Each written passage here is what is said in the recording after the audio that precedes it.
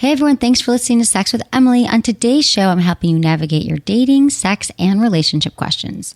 Topics include parts of her body you should never ignore in bed, why a lifelong healthy sex life is important, nipple play toys for more pleasurable stimulation, and when is the right time to share your fantasies. All this and more. Thanks for listening. Look into his eyes. They're the eyes of a man obsessed by sex. Eyes that mock our sacred institutions. Bedroom eyes, they call them in a bygone day. Hey, Emily, you got a boyfriend? Because my man E here, he just got his heart broken. He thinks you're kind of cute. A girl's got to have her standards. Oh, my. Do women know about shrinkage? Isn't it common knowledge? What do you mean, like laundry? It shrinks? Can we not talk about sex so much? Are you kidding me? Oh my God, it feels so good. Being bad feels pretty good. But you know, Emily's not the kind of girl you just play with. You're listening to Sex with Emily. We're talking about sex, relationships, and everything in between. For more information, go to sexwithemily.com and check out the show. I love when you guys subscribe to the podcast. It just makes life so much easier for me and for you because we actually have 2 shows a week. We release them on Tuesdays and Fridays. And also, you'll never miss another show again. And when you subscribe, you can go right back to the place if you were listening like 20 minutes in and like maybe your mom walked in or like your boss or something. A lot of you listen at work. Let's just circle back to that in a minute. Like, does it make you more productive or not? But anyway, when you subscribe to the podcast, you can easily get back to the place that you were at. And also, it just helps us with the show. So we appreciate that. And also, you can also find the show now on iHeartRadio. That's the latest place. You can find it also iTunes, SoundCloud, Google Play, Spotify, and the Podcast One app. Where can't you find it? Jesus, right. Thank you for following me on social media. I appreciate it. It's Snapchat, Twitter, Instagram. It's all at Sex with Emily and Facebook. And you guys have been awesome. I do love your Facebook messages and your Instagram messages and all that. And I am trying to answer all of them. However, sometimes they're a little bit long and a little bit detailed and intricate. It's just you got to email me. It's so much easier to go to the website. So I hope you do that. But it doesn't mean that I don't love you and I don't want to help you because I do deep, deep in my soul. I love you all. And I so appreciate hearing from you. And thank you, everybody, for listening. Okay, today I'm going to answer your emails. But first, I need to talk to you about something that's really important. And that is parts of the body that you should not ignore, that you may have been ignoring. And I'm going to give you some updates here because you're probably like, oh yeah, no, I know that it feels really good to have a kiss on my ear, or it feels really, really good when, you know, the partner touches like the nape of my neck. Why doesn't it happen anymore? And a lot of these things that I'm going to tell you about, like all these different erogenous zones that are often neglected, you probably have had them played with or stimulated, but it might have been early on in your relationship. It might have been the first kiss, the second kiss. And I feel like a lot of this kind of goes when you're in a relationship or you start dating someone. I don't know if it's because we think that we don't need to be turned on as much. I mean, the collective we, I know what we need because I can't wait. I can't go on very long without all these things being stimulated. But I think that we get so focused on, which is great, pleasing our partner, being really good at oral sex or being really good at like intercourse. But I think we forget that a lot of these amazing parts of our body also feel just as good and can also lead to orgasms if you're into that kind of thing. It can also help speed up. I don't want to say speed up, but it can contribute to foreplay. When some people think, oh God, you need 18, 25 minutes of foreplay. We don't have that much time. Well, guess what? I'm not saying that you have to perform oral sex for 20 minutes. You could give your partner a scalp massage, or you could play with their clitoris a little bit longer or their inner thighs. So I'm going to break this down for you just to jog your memory. Okay, so this study that came out that said these are parts of her body that you should never ignore in bed. And I'm reading this going, wait, what about his body? These would all feel great on his body as well, because I want both men and women to experience as much pleasure as possible. So let's start with the scalp. Did you know that the scalp is packed with nerve endings, but it rarely gets touched? Like maybe when you're getting your hair washed and you're like, can you do that again for like 50 more minutes or something? But it can be very relaxing and it can be very arousing. And it does respond really well to scratching the scalp. You know, you can scratch your scalp. You can, move your fingers like across the entire head, like in circles. You could take a break and you can kind of like do some of the hair pulling, like at the roots. I wish I could explain this to you guys. Do you know how to pull hair correctly? Like you really don't want to just pull it so it hurts, but you want to have your It's like a tuft, like your hands are resting against the scalp, and then you pull, so your fingers aren't actually leaving the scalp, but you're still pulling the hair away. Does that make sense? The hair pull? So the thing is, a nice scalp massage, it can be for 5 minutes. It could be part of everything else that you're doing. It could be part of foreplay. That all feels good. Okay, the ears. Why they deserve your attention. Again, all these areas, these erogenous zones that we're talking about, they have so many nerve endings. And when they're stimulated, they can really turn you on for everything else. And so since a lot of you are emailing me and you're like, or calling and you're saying, I don't have a libido, I'm not turned on, my partner just wants sex right away, but I'm not feeling it. I mean, I feel like I hear this from women a lot. Like, what if your partner came in, guys, whoever, anyone who's dating a woman or having sex with a woman, and you came up to her first before just like slapping her boobs and pulling her pants down or something, and you started to gently kiss her ears, like gently. Like you just, around the tips and like the outer curve of her ears, you can suck on her earlobes. You can like take an earlobe in your mouth and like slowly like nibble on it. And then you could breathe lightly and blow on it. I mean, that just feels so good. Guys like it as well. Guys like this as well. They like the nibbling. They like the breathing. And again, it's about the nerve endings. So you can do this to men and women. But what you shouldn't do, okay, this is reminding me of something that, let me tell you what you shouldn't do. So I just got back from Wanderlust. I was speaking at this amazing festival in Tahoe. It's a yoga festival. And I gave 2 sex talks. And one of them was about, of course, you guys know, it was about foreplay. Duh. It was called Foreplay is a Requirement, Not a Suggestion. And I was talking about that I've had a lot of bad sex in my life, which is why I'm here, because now I only put up with good sex. But there was this guy a long time ago. For some reason, he really thought that sticking his entire tongue into my ear, like his entire tongue, like he was like wedging it into there. And then it became kind of like wet and there was like saliva dropping in. I was like my neck, seriously, I needed to get like a tray to pick up the water dripping on the ground. It was like disgusting. And I said to him, I pushed him away and I was like, that just doesn't really feel good. He's like, well, it turns me on. And then he left. I told him to leave and it was the end of the story. But I'm just saying that's the wrong way to do it. So for most of these things that I'm talking about, stimulating the erogenous zones, even if I'm talking about oral sex, it's really good to play with light textures, to go slow, and to just not rush through any of this, which I also think that we're not very practiced at. I think we're not practiced at taking sex slow. And so these erogenous zones, when you're kissing their ears and sucking on the earlobes, do it slow and have fun with it. The next one is the nape of the neck. I think we pay attention to, overall, I think the neck is grossly ignored. And just like kissing that can go in long-term relationships, most men and women that I know enjoy the neck kissed. They do. And I think that mostly we pay attention to the front and the sides of the neck, but the back of the neck, the nape of the neck, again, very sensitive spot.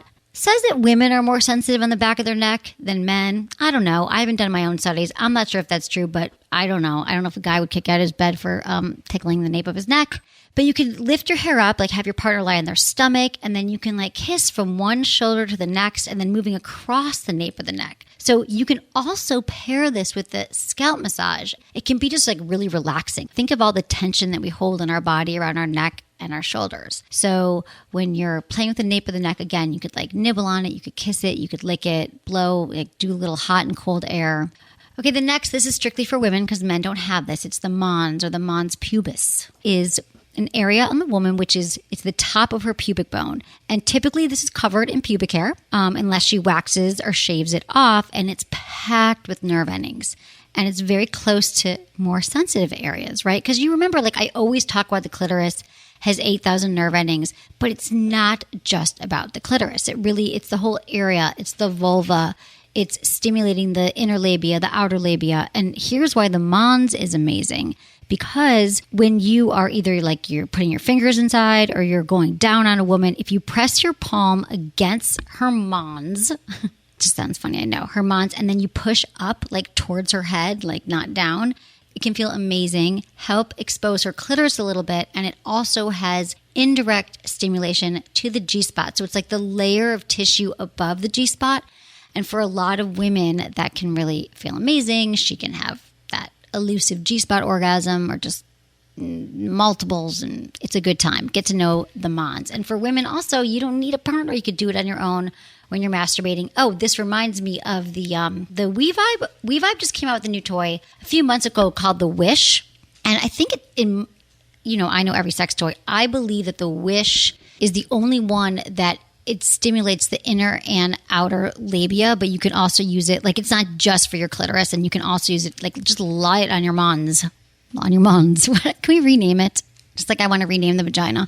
Can we rename the mons? No, but use the Wish. It's amazing if you guys haven't tried it yet. Okay, inner thighs. That's my other favorite part. Inner thighs this is really important, you guys. I almost feel like if you take anything away, the point I'm making here is about the tease. A lot of this is about teasing, but especially the inner thighs. And I want to say it's for women and men. I think that we all kind of would appreciate the tease when it happens to us. Again, there's lots of nerve endings there, but you're also so close to the genitals, but you're not quite there yet. I think that we talk about a lot on the show is that we just rush so quickly towards intercourse, right? That you're with someone and they just like rip your clothes off. They stick they're trying to have sex right away, stick their penis inside of you, their fingers. Women, we're just like, we're not really turned on and we're not ready to go. And I don't want to say that men aren't also sometimes want a little teasing, but I think especially for women, there's no women that I've ever talked to that have ever said like, oh, I hated when he teased my inner thighs. Why did he do that? So when you stimulate the inner thighs, you don't just have to use your fingers. You can use your fingers to start, but you can also like use your mouth, use your tongue, use your lips, and spend time like licking and kissing like the crease, the inner thighs. And then you can head back, go down to her knees, up to her stomach, and don't go right for her genitals yet. I mean, you want to like cross over to both thighs. You can gently massage them. This is going to turn her on and send her through the roof. Because then when they say, and I hate to say this because it's so like some douchey guy would say this, and I like these pickup artists I used to talk about, they'd be like, make her beg for it. She's going to be begging for it. But I swear to God, this is just going to be, she's going to get to that point where she's just really going to be really turned on, which is what we want. We really want to turn our partners on. And I think that it's very confusing for a lot of you who email me and ask me questions and you're like, why isn't she wet? Why isn't she turned on? Why doesn't my partner, like, and women who feel like they're not turned on, low libido. If your partner like spent some time teasing you, and I'm telling you for like 15 minutes, like all that time you're worried about, like, am I doing oral sex right? And why aren't we having sex anymore? If you just took all that time and you just like teased her inner thighs for like 10 minutes, your outcome would be very, very different. And I think that also just the anticipation and the tease is a huge part of foreplay and sex. It's sort of a lost art. And it's really not that challenging. It's just like, you got to think about it like, I know that I want to grab her breasts and her vulva right now, but I'm not going to. So what can I do in that spare time? I can use my hands and I can tease her with my mouth and my fingers. I can go up and down her body and her stomach and her inner thighs and her neck, but I'm not going to go to all the other parts of her body. So think about the tease that way. It's the slow build. It's really hot and it's really fun. And you'll have that kind of sex that you want because that's what I'm all about. Okay, I love you all. Thank you for listening to the show. I'm going to take a quick break. Thank you for supporting our sponsors. And I'm going to answer your emails when we come back.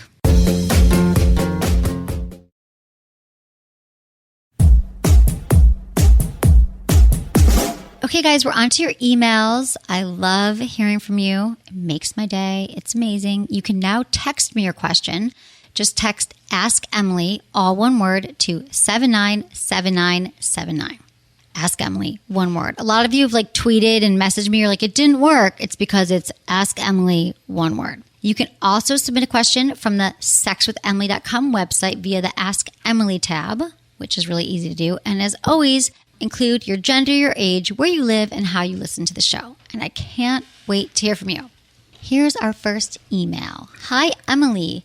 I was in the audience for your foreplay talk at Wanderlust. I have a nagging question. I was struck by how much work it is to maintain a good sex life. Why is a good sex life important? My wife and I have been married for 15 years, have 2 kids, and have experienced the sex phase. It was fine, but now it seems like a lot of effort for something we've already done. Society seems to push the idea of an active sex life as quite important. Is there research or anything concrete that suggests it really is? In other words, is there a potential negative impact on our relationship if we don't have a healthy sex life? Thanks for your thoughts, Jeff, 44, New York. Jeff, I'm glad you came to the talk at Wanderlust. Thank you for emailing as well. And I think that this is a great question, and there's a lot that I want to say here. Okay, sex is a really important part of your relationship. And I understand that you've said you've already done it. You've been together 15 years and you're probably thinking, we've had enough sex and now we're best friends and what's the problem? But the thing is, if you don't continue to have sex in your relationship and connect, then you're not really having the intimacy that's required to be in a healthy relationship overall. When you said in this question, I first read the question about is an active sex life is important. But then you asked me after that, the negative impact if you don't have a healthy sex life. So this is why I love you guys. We're also taking calls now. I don't know if I mentioned this, but you can call into the show. When you email us, you can mention that you want to be called because, Jeff, I want to talk to you because when you say it's not healthy, for example, I'm not sure what that means. So just going to put some scenarios out there, like maybe you haven't had sex in a few years, or you have separate bedrooms, or you feel like you're best friends. To me, that's not healthy because couples still crave that intimacy, even if we're not talking about intercourse. A healthy sex life enhances intimacy, which is so important for your relationship, but it doesn't have to be intercourse. It can be that you are, again, you guys, I just mentioned all the erogenous zones. Like you could take intercourse off the table if that's become more complex or if there's some issues there. You could just give each other like massages. You can cuddle on the couch and watch TV. I mean, we're talking about intimacy here and ways to continue to connect with your partner. And you're saying it seems like a lot of effort, Jeff. So I'm wondering what the effort is. If you said you've already done it, you've been together 15 years, I'm assuming that you actually already know all the hot spots and how to please each other. So if you're telling me that there's effort, I'm wondering what else is going on? Maybe your wife can't have orgasms as easily. Let me just say that. Have you guys brought sex toys in your relationship? Have you talked about this stuff? Have you used lube? Most women, if you add lube, you guys know how I feel about lube. Leave it on your nightstand. If you add lube to pretty much any sexual scenario, whether it's like oral sex, massage, actual intercourse, it can enhance every situation, leads to more orgasms. And if you want some studies about why it's important, I mean, we all know that healthy sex and having orgasms and having that release is really important. It's better for your overall health. It's better for your mood. Healthy prostate. I mean, maybe you do masturbate all the time, Jeff. That's great, but it's important to have the release. But I just think it's crucial for just the emotional health of your relationship and your connection overall. So again, I'm not sure if you're having sex once a month and that doesn't feel right, but if you're never having sex and you've already resigned yourself to the fact that we've had enough sex and that phase of our life is over and you're 44 years old, I'm going to say it will negatively impact your relationship again because it doesn't feel to me that that's a strong, intimate connection and you have the emotional health that you need to move forward. Thank you for emailing me and thanks for coming to Wanderlust. Dear Emily, my question is about filtering. I'm of the opinion that you should be most open with your spouse, so I'm more unfiltered and direct when communicating with him. I have no intention of hurting him. However, he says that my approach comes across as very critical and directive. He says I deal with relationship issues like I do business issues, and this comes across in my tone and my language. He prefers a softer approach, and he's of the opinion that you care most about the ones you love, so you want to be mindful of their feelings. I agree with the second part, of course. He shared how he would like me to approach filtering, owning my feelings, focusing on the discussion at hand, i.e. putting down my phone, and using more sensitive language. I feel like I've done this and tried many times already. However, we're still at odds when it comes to difficult discussions. Perhaps I'm not being soft enough, but then I'm sugarcoating and that doesn't feel genuine. I don't feel like I should have to change my approach. I'm trying to come to grips with how to broach difficult discussions with my husband and internalize his feelings on the matter. How do you suggest I move forward and potentially strike a balance? Love your show. Lynn, 43, San Jose, California. P.S. Thanks so much for your wonderful podcasts. My husband and I love listening and discussing some of your topics. We've been married over 15 years and try to take your advice to heart. Aw, thanks, Lynn. I love it. I'm so glad you guys are having good sex, but not great conversation. I can help you with this. Okay, you gave me a lot of details here. It sounds to me that this is something that you guys can solve and you're going to have to do it together. You've been together for 15 years. So you have a very specific way of communicating and how you've always communicated. Like, I feel like you're in your routine. And when you guys talk about things, it's the same way. You have the same resentments. He brings something up and you might say, yeah, you always bring that up. It's because the time that I didn't get your mother a holiday present. You know, when you're with someone that long, you have your routines, you have your triggers, and you kind of tend to have the same conversation over and over and over again. And although you're trying, it seems like you're really, really making the effort to learn how to have conversations differently, that I believe that this is a great case here for some couples therapy. And I'm not saying like you're in crisis and you actually need to go for a year, which is what I tell most couples who are like in a really bad place. But you guys are actually in a great place. And I would send you to couples therapy because I think all you need to do is to learn some very, very specific tools around communicating. Like things that are like, he could tell you what he needs and you could tell him, but you're not hearing each other anymore. After 15 years, I just feel like neither one of you are going to be able to get this if you haven't gotten it in 15 years.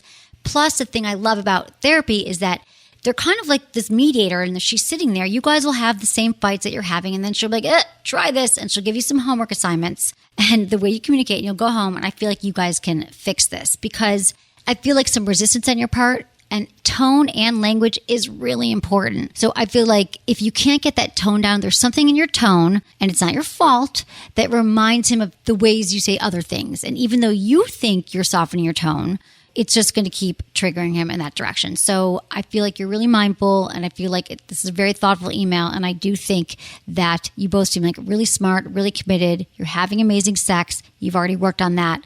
Let's just work on communication. I think go to a therapist for like a month and you'll be able to solve this. Thank you, Lynn. Appreciate your email.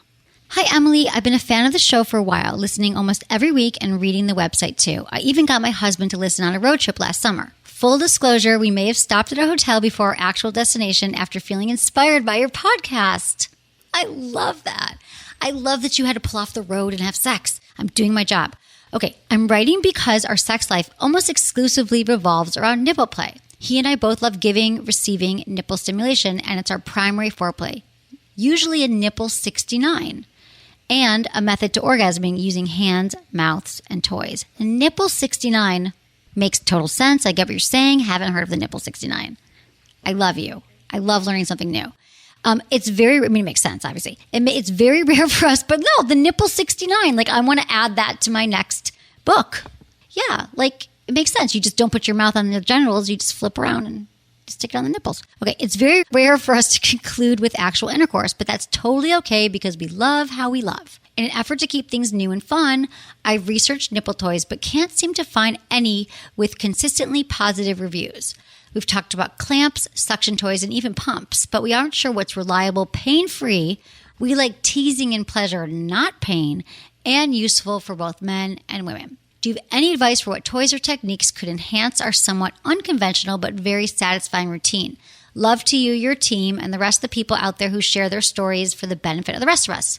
Cheers to happy, healthy sex for everyone. Molly, 40, Charlotte, North Carolina.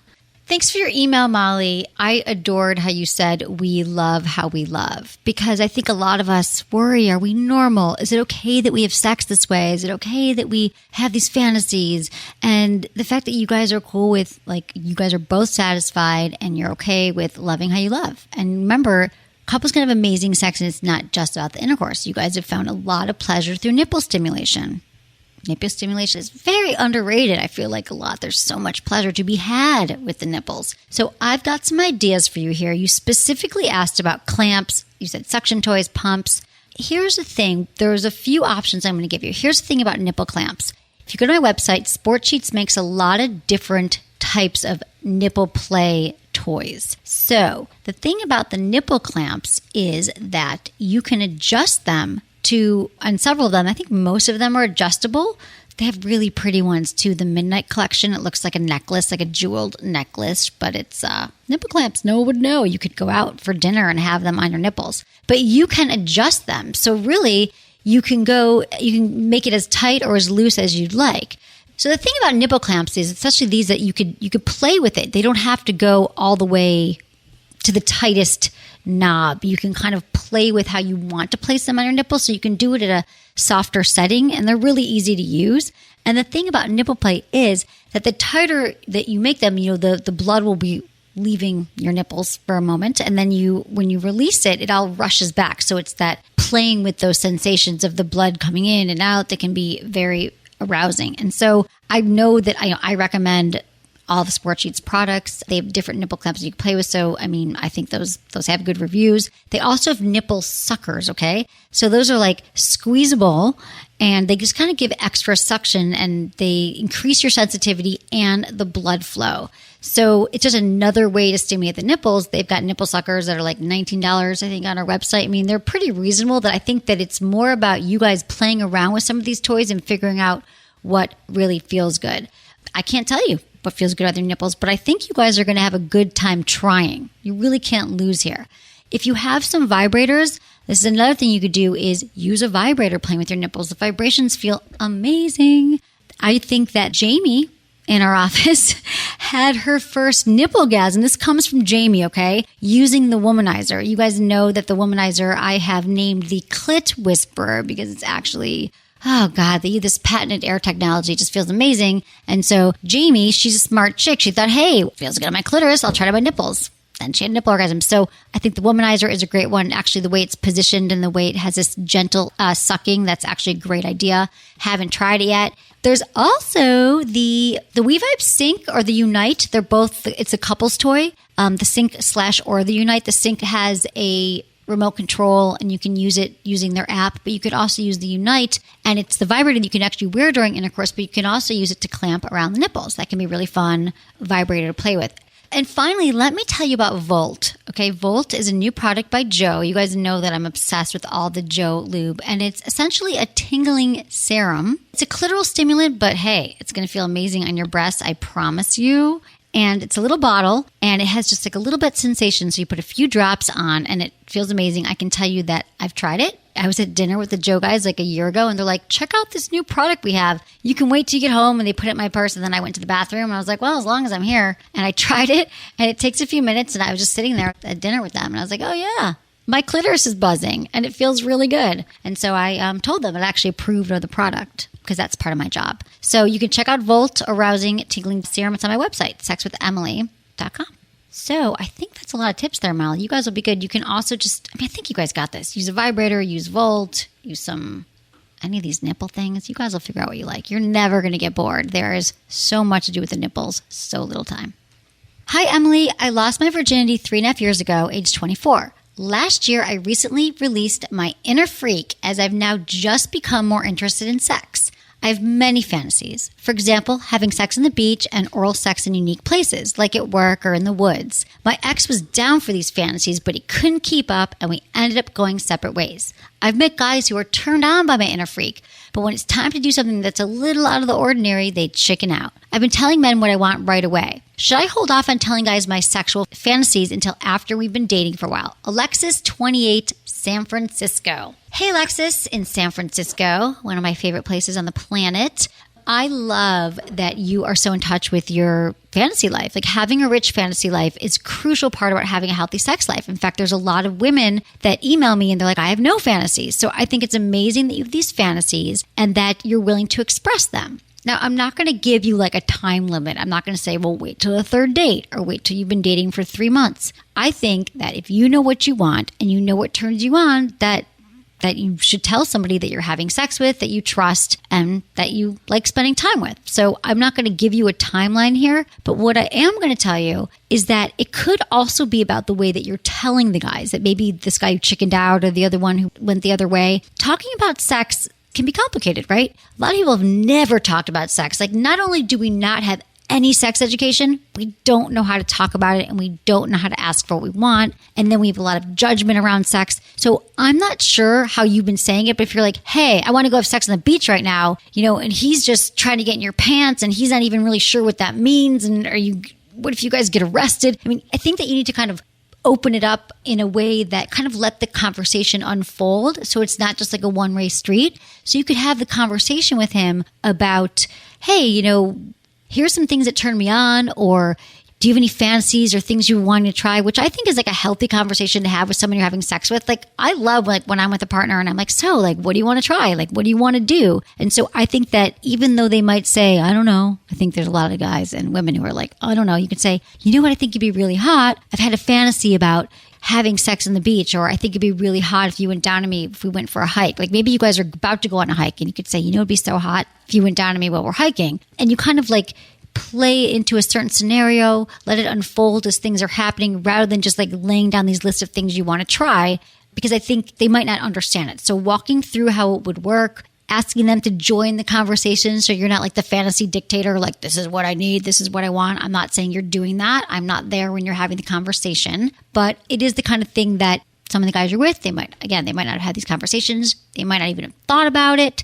So I think that tell them as soon as, you're having sex with them, because this is what turns you on. And I think that the right guy, if you say it in a way that's, you slow down and it's thoughtful and you listen, that you're going to find your match in no time. Thanks, Alexis. Great questions today. God, I love all my listeners. I love my amazing team. Thank you, everybody, for making this show so great. And thanks for following me on all the social media and emailing me. I love hearing from you. And thanks, everyone, for listening. Was it good for you? Email me, feedback@sexwithemily.com.